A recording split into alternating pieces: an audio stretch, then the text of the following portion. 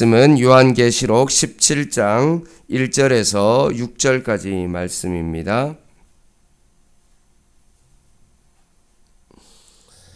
요한계시록 17장 1절에서 6절까지 말씀 한 절씩 교독하겠습니다. 또 일곱 대접을 가진 일곱 천사 중 하나가 와서 내게 말하 이르되 이리로 오라. 많은 물리에 앉은 큰 음녀가 받을 심판을 내게 보이리라.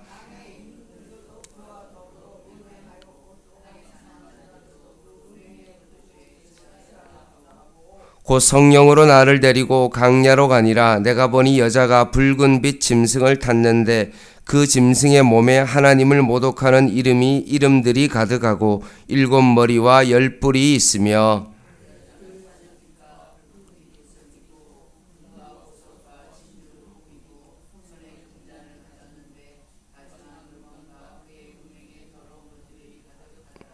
그의 이마에 이름이 기록되었으니 비밀이라 큰 바벨론이라 땅의 음녀들과 가증한 것들의 엄이라 하였더라. 또 내가 보매 이 여자가 성도들의 피와 예수의 증인들의 피에 취한지라. 내가 그 여자를 보고 놀랍게 여기고 크게 놀랍게 여기니. 아멘. 요한계시록 4장부터 18장은 요한계시록의 몸통과도 같고 거기에 내용은 일곱인, 일곱 나팔, 일곱 대접의 심판의 메시지가 기록되어 있습니다. 특별히 이 17장 말씀은 분명 일곱 대접이 종료되었음에도 불구하고 이 17장 말씀이 있는 이유는 바로 그리스도의 재림에 관한 묵시를 선포하기 앞서 삽입된 묵시의 내용으로 일곱 번째 대접 재앙에 의하여 하나님의 심판을 받은 하나님을 대적하는 인류 문명을 대표하는 큰 성 바벨론이라는 그 대표적인 어떤 그 악의 세력에 대한 모습을 다시 한번 재조명하고 있는 것입니다. 하나님의 심판을 받은 그 큰 성 바벨론에 대해서 더 구체적으로 17장에 묘사하고 있습니다. 1절을 한번 보겠습니다. 요한계시록 15장부터 등장한 일곱 대접을 가진 일곱 천사가 있죠. 그 중에 하나가 사도 요한에게 음녀가 받을 심판을 보여주겠다. 그러면서 이리로 올라오라 라고 말합니다. 여기서 말하는 음녀가 누구냐라고 했을 때 음녀는 헬라어로 팔다라는 그런 뜻을 가지고 있습니다. 그럼 음녀는 자신의 몸을 돈으로 파는 그런 여자입니다. 구약 성경에서는 그것을 우상 숭배하는 어떤 그런 사람들을 음녀라고 표현하기도 했고 때로는 이방 나라 사람들을 음녀라고 표현하기도 했습니다. 참 중의적으로 많이 쓰인 단어입니다. 따라서 요한계시록에서 음녀는 어떤 거냐 하면 제 가운데 사는 인류 문명을 상징하는 바벨론과 배교한 이스라엘을 포함하는 중의적인 의미입니다. 그래서 음녀는 결국 하나님과 무관하게 살아가는 모든 사람들, 그 사람이 예수님을 믿지 않는 사람이기도 하겠지만 예수님을 믿었다가 예수님을 완전히 배교한 하나님과 전혀 관계없는 삶을 살아가는 그런 모든 사람을 가르쳐 음녀다라고 보면 되겠습니다. 요한복음 3장 19절을 읽어드리면 이렇습니다. 그 정죄는 이것이니 곧 빛이 세상에 왔으되 사람들이 자기 행위가 악함으로 빛보다 어둠을 더 사랑한 것이니라 라고 말했던 것처럼 빛보다 어두움을 더 사랑한 그런 사람들, 그 사람이 바로 음녀입니다. 음녀의 위치가 나와 있습니다. 어디에 있습니까? 많은 물 위에 앉은 큰 음녀다라고 말하고 있습니다. 이것은 결국 유브라데 강물을 주변에 흘려보내는 바벨론의 수로와 활발했던 해상무역으로 인한 바벨론의 번영과 안정의 모습을 떠올리게 합니다. 그래서 15절 말씀에도 나온 것처럼 많은 물의 의미가 뭐냐 하면 백성과 무리와 열국과 방언들에 대한 상징으로 사용되었습니다. 인류의 문명 가운데 가장 높은 위치의 문명에 차지하면서 그 모든 세상 나라를 다스리는 그런 나라가 바로 많은 물 위에 앉은 그 음녀다라고 그렇게 보면 됩니다. 그래서 이 음녀가 이 요한계시록에 쓰여질 당시에는 결국 로마 제국을 의미하고 있고, 그리고 그 이후에는 정말로 어떤 특정 나라라기보다는 막강한 영향력을 미치고 있는 세력들, 신의 모습을 자처하는 모든 권세를 의미하는 것으로 이해하면 될 것 같습니다.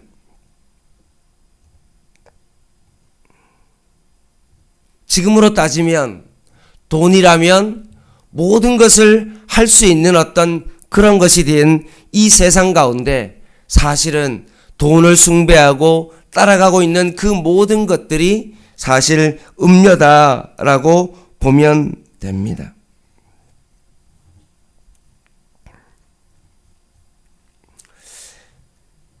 이런 세상 속에 2절에 보면 1절에 모사된 음료와 더불어 설명을 덧붙이고 있는데 2절에 보면 땅의 임금들도 그와 더불어 음행하였고 땅에 사는 자들도 그 음행의 포도주에 취하였다 하고 라고 되어 있습니다. 권력자들이 하나님의 형상으로 말미암아 지음받은 인간에게 주어진 그 권력을 가지고 오히려 사람을 섬기는 것이 아니라 오히려 권력으로 사람을 착취하고 오히려 자신의 욕망을 드러내는 어떤 그런 모습으로 나타난 것입니다.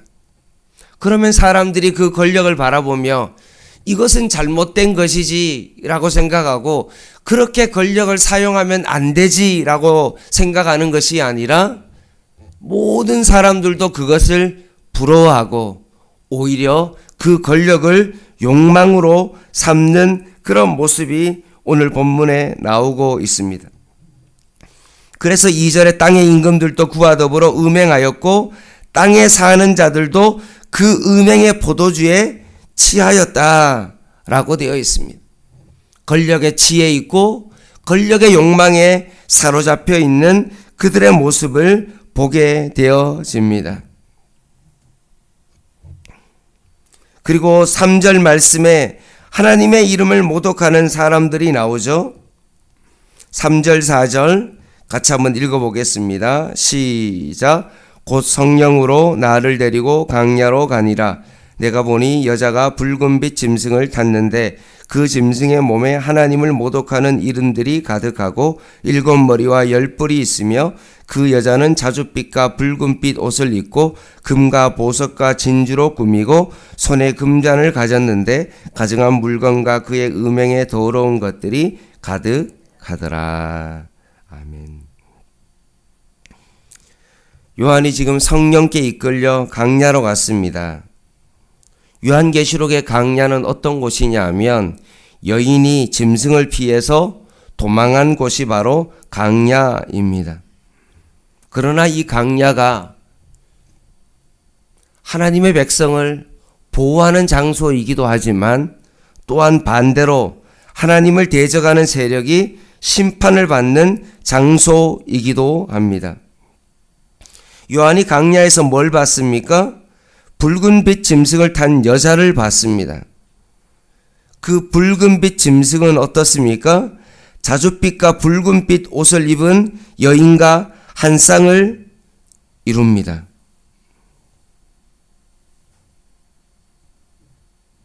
여자가 붉은빛 짐승을 탔는데 그 짐승의 몸에 하나님의 이름을 모독하는 이름이 가득하고 7머리 10뿔이 있으며 그 여자가 어떻습니까?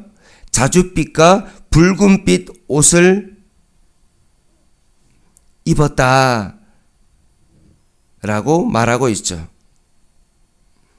짐승이 붉은빛 짐승인데 그 여자가 입은 옷이 어떠합니까? 자줏빛과 붉은빛 옷을 입은 잘 어울리는 어떤 그런 모습을 하고 나타나고 있습니다. 이 모습이 어떠냐 하면 금과 보석과 진주로 꾸미고 손에 금잔을 가진 여자는 바로 로마 시대의 고급 매춘부를 떠올리게 하는 것입니다. 로마의 부유층 사이에서 가지고 있었던 금과 여러 화려한 어떤 옷들을 묘사하고 있는 것입니다. 이 음녀가 가지고 있는 이 모든 물건들은 우상 숭배의 어떤 물건과 관계 있는 어떤 그런 것이고, 붉은색 옷은 왕족이 입었던 의복의 색깔이었던 것입니다. 그래서 간단하게 정리하자면 음녀는 어떠합니까?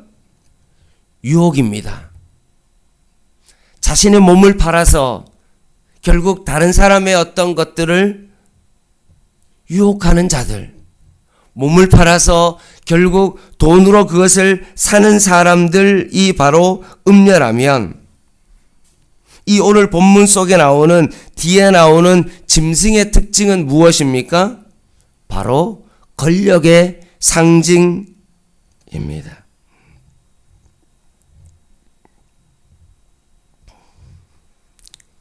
따라서 짐승은 요한계시록 13장에 등장한 바다에서 나온 한 짐승이 있었는데, 그 짐승은 어떻습니까? 7머리 10뿔을 가진 그런 짐승입니다.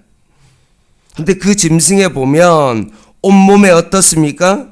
하나님을 모독하는 이름들이 가득하다라고 그렇게 되어 있습니다.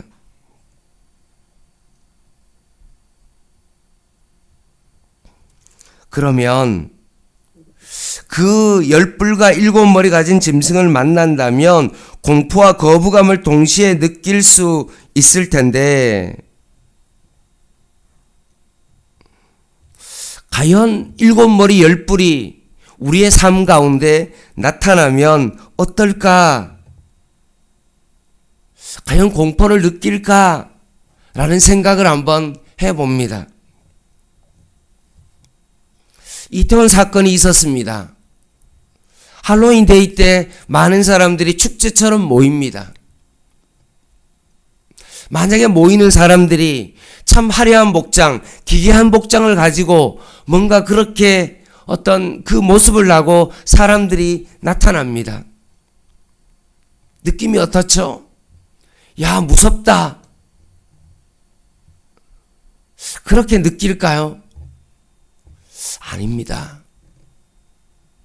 순간적으로 봤을 때는 무서운 어떤 복장의 모습을 하고 있지만, 사실 그 모습을 보면서 그들은 재미로 거기에 모여서 그것을 축제로 여기며 행사를 즐기는 것입니다.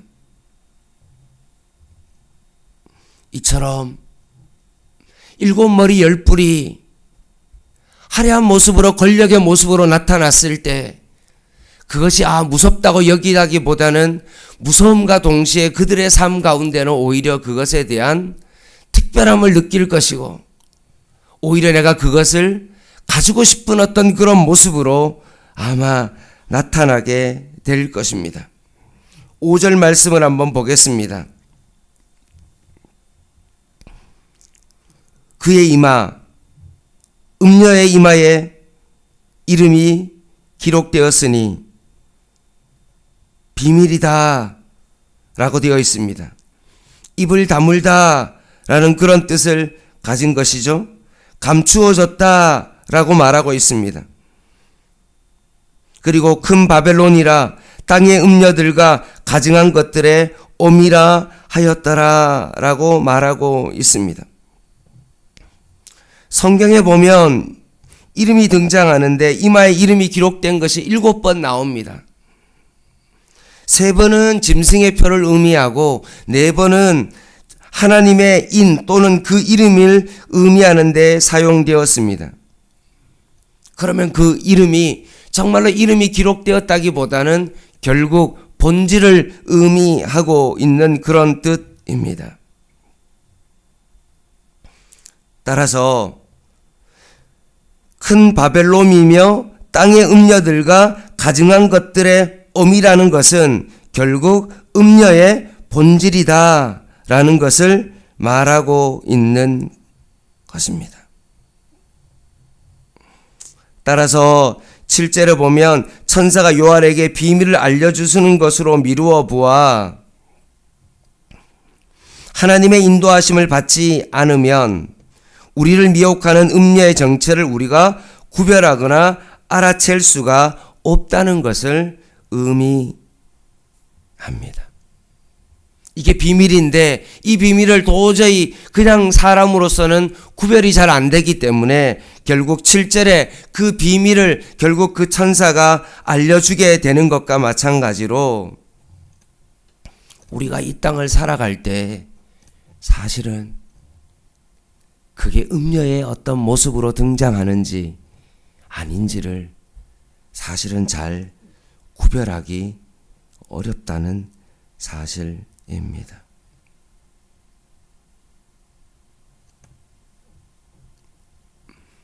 그러면서 마지막으로 6절 말씀입니다.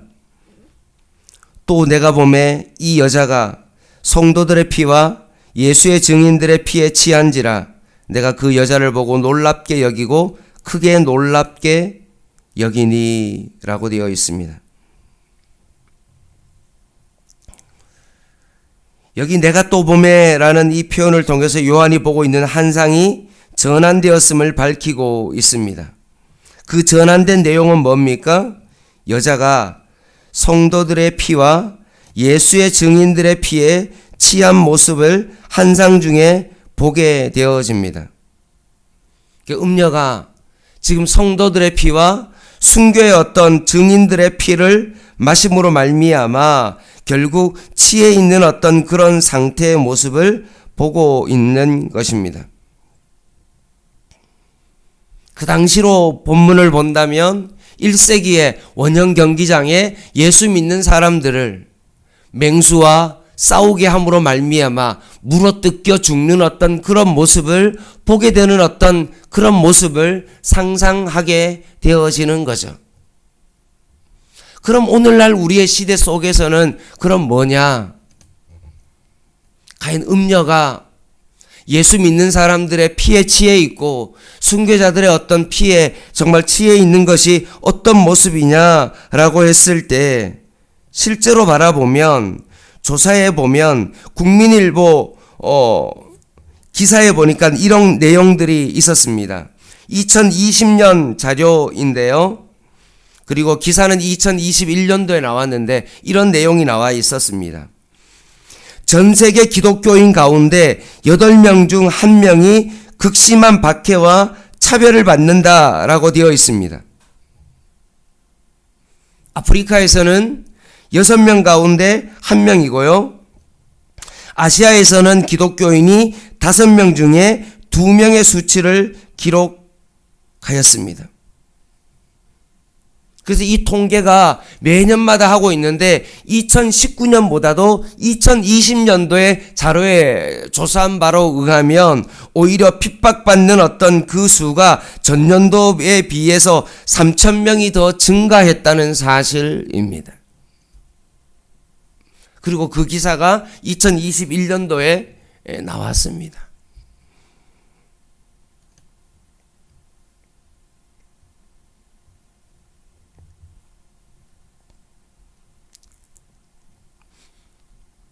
사랑하는 성도 여러분, 음녀는 우리들의 삶 가운데 달콤한 유혹으로 다가오기도 하고, 짐승처럼 예수 믿는 사람들을 정말로 탄압하는 세력으로 등장하기도 합니다. 따라서 우리의 삶은 사실 영적인 눈을 열어서 자세히 보면 이것이 참 비밀이고 잘 보여지지 않지만, 오늘 요한계시록 말씀을 통해서 이 사실은 결국 악의 세력 큰 성 바벨론은 때로는 음녀의 모습으로, 짐승의 모습으로, 참으로 다양한 모습으로 우리에게 나타나고, 때로는 유혹하기도 하고, 때로는 우리의 삶 가운데 겁박하는 모습으로 나타난다는 것입니다. 할로윈 데이를 통해서 우리에게 뭔가 친숙하고 기괴한 모습으로 그렇게 나타나기도 하고, 때로는 예수 믿는 사람들을 핍박하고 겁을 주는 모습으로 나타나기도 한다는 것입니다. 다시 한번 이 사실을 우리가 영적인 눈을 열어서 잘 보기를 원하고, 이 악의 세력에 대한, 이 영적 세력에 대한 진정한 분별력이 우리의 삶 가운데 정말 필요하다는 것입니다. 오늘도 우리의 신앙은 영적 싸움이다. 여러 가지 모습으로 우리의 삶 가운데 다가온다. 우리의 삶이 참 잘되고 아무런 문제가 없을 때, 그때에는 사단은 정말로 달콤한 유혹으로, 세상의 것들로, 보이지 않는 것들로 우리를 유혹하기도 하고, 때로는 건강과 여러 가지 어떤 정말로 공포의 모습으로 우리의 신앙을 삼킬 듯이 우는 사자처럼 우리에게 공포로 다가와서 우리의 신앙을 유혹하고 있다는 사실을 우리는 기억해야 합니다. 오늘도 살아가는 우리의 삶 가운데 이 영적 전쟁에서 다시 한번 잘 분별하여 승리할 수 있는 저와 여러분 되시기를 주님의 이름으로 간절히 부탁을 드립니다. 기도하겠습니다.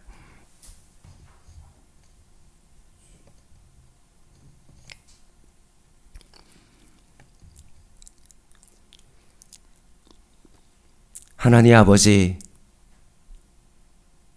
먹고 마시고 시집가고 장가가고 사고 파는 그 일에 우리의 모든 마음이 빼앗기고 함몰되어서 주어진 영적 전투를 잊지 않도록 저희를 붙들어 주시고, 늘 하나님의 말씀으로 우리의 마음을 잘 지키며 성령 안에서 깨어서 이 영적 전투를 잘 치러갈 수 있는 저희들 되게 하여 주시옵소서.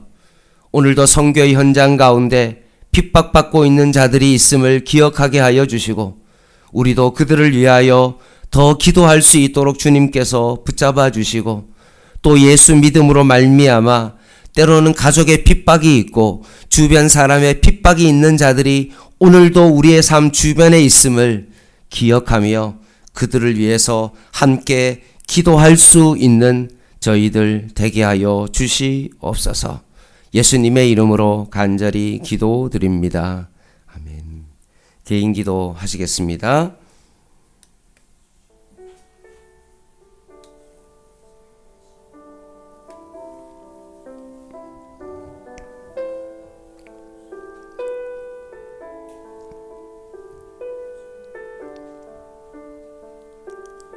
하나님,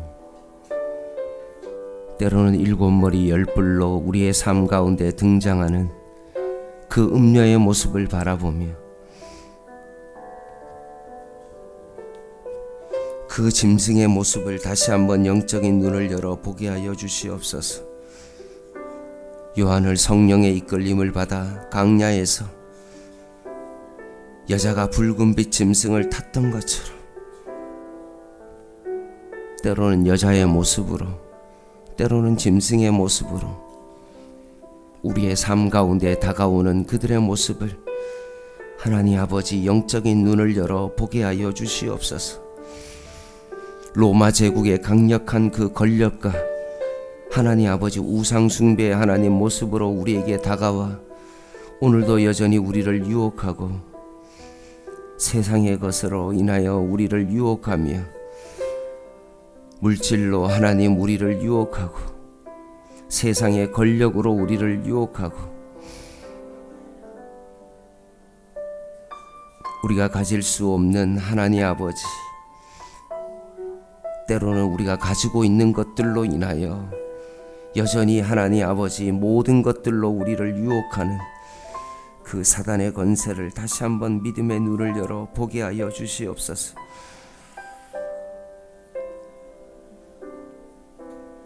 오늘도 우는 사자처럼 삼킬 자를 찾아서 두루다니고 있는 악한 세력의 모습, 때로는 하나님 아버지 뱀의 모습으로 하와를 유혹하는 하나님 아버지, 그 사단의 유혹으로 음료로 우리의 삶 가운데 다가오는 그의 모습들을 기억하며 다시 한번 우리의 영적인 눈을 열어 주시옵소서.